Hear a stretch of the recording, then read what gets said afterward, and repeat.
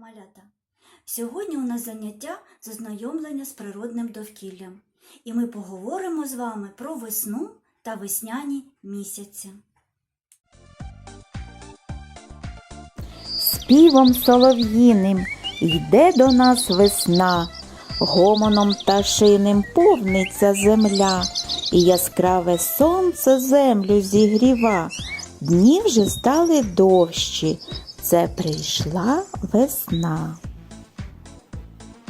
Знов починається весна, знов починаються дива, то серед двору із-під снігу раптово визирне трава, то раптом лагідні веснянки засіють щоки та носи, то защебечуть ще й зранку птахи на сотні голосів.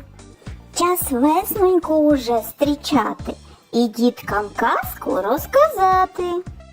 У далекому королівстві часу жила прекрасна дівчина на ім'я Весна. Вона була легкою, мов вітерець, ніжною, як перші квіти, і теплою, неначе сонячні промінці. У весни було 3 брати місяці – березень, квітень і травень. Кожен із них має свою особливу силу. Березень найстарший, приходить перший, пробуджує землю від сну. Своїм подихом розтоплює сніги, річки звільняє від криги і кличе птахів повертатися додому. Але іноді буває й суровим і може налякати морозцем. Квітень лагідний, прикрашає луги й ліси квітами, одягає дерева в ніжну зелень, а дощиком освіжає землю. Квітень любить спів пташок і часто посилає веселку на небо.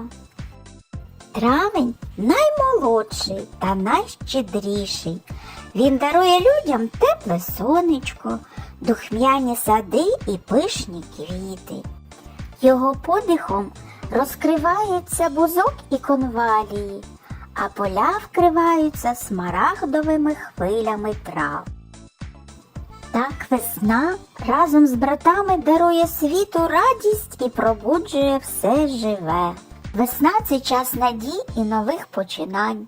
І щороку весна приходить до нас, щоб нести світло, тепло і нове життя. До побачення, малята, до нових зустрічей!